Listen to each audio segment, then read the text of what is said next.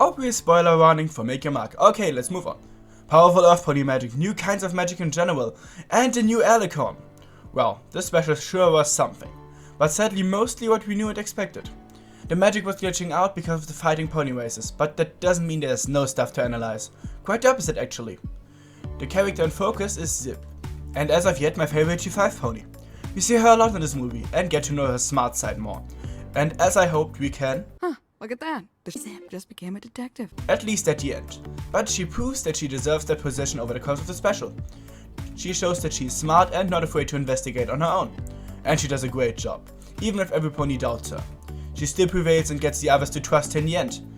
Which makes her the pony who single-handedly saved the day. Or at least that was the reason that was discovered at all. Because every pony else is apparently oblivious and doesn't see the Rainbow laser! glitching. Another thing about Zipp is that we get to see more of her relationship with her mother. She's afraid that she has to leave her friends to return to her royal duties, that she doesn't even really want as of now. But we finally get to know why. She has the mind of an explorer. She wants to investigate, which is why the detective job fits so well. But at least Haven accepts her decision in the end, which proves that she can be a good mother at times. But let's move on from Zipp to another big thing, the dragon egg. How the hey did that get there? I know it's supposed to be through the ocean, but it seems weird that an egg has made it through the ocean and still was able to hatch, especially a creature like a dragon, which in my headcanon needs to be kept warm to be able to hatch, and the cold water doesn't seem suited for that. But anyway, I like that they include a dragon. I love to see more connections to G4, and who knows, maybe the so-called Sparky is a descendant of the dragon we know. Now it's finally time to talk about the magic. We saw the magic glitching out, but the unicorn magic is also affected by the glitches that wasn't visible in the trailer. But the rest we theorized about magic disappearing was true. But we knew that already. But there are 3 magic related things that stuck out to me. Firstly, Sunny's Alicorn magic.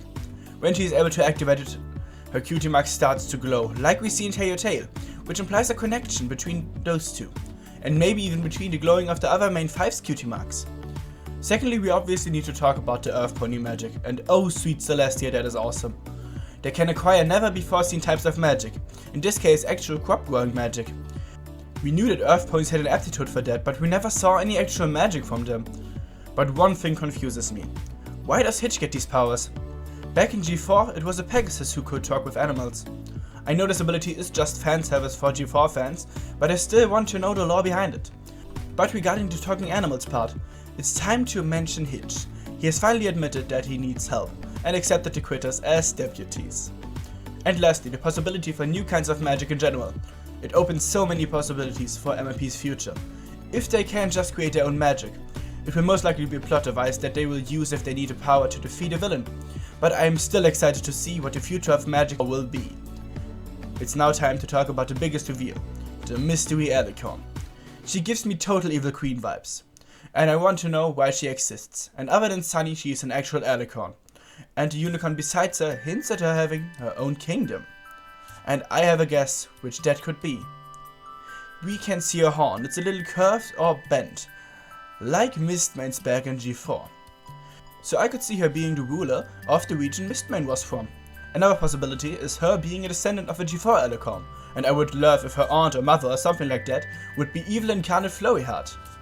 But anyways, she says she wants to get back what's hers, which hints at the crystals being connected to her in some way, which leads me to the thought that she could be the one who made the crystals in the first place, or at least be in some sort related to the reason they were created.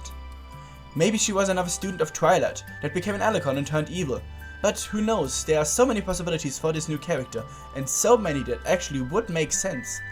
So tell me what you think they will do with this character. I am excited to hear your theories. Another thing I liked about the movie is the fact that we didn't really get antagonists. I know we got Posey and such, but they weren't really antagonists. But I actually liked that. It was a conflict between side characters and the main cast. At least we didn't get any reformation of a villain, which was so common in G4. On the topic of antagonists, neither Phyllis nor Sprout can be seen anywhere. I'm really curious as of what has happened to them. We know that Phyllis still lives in Matam Bay, but the only thing we have for Sprout, as of yet, is a Blowy Wanted poster and maybe the game. But enough about Sprout, let's move on to something weird. Izzy repairs Sunny's old lantern, if you can even call it repairing. It looks like an entirely new lantern. but Sunny still thinks that those are the same pictures. Don't get me wrong, I like the new design. She could have thrown away the old one and made a completely new one from scratch, and Sunny wouldn't have noticed.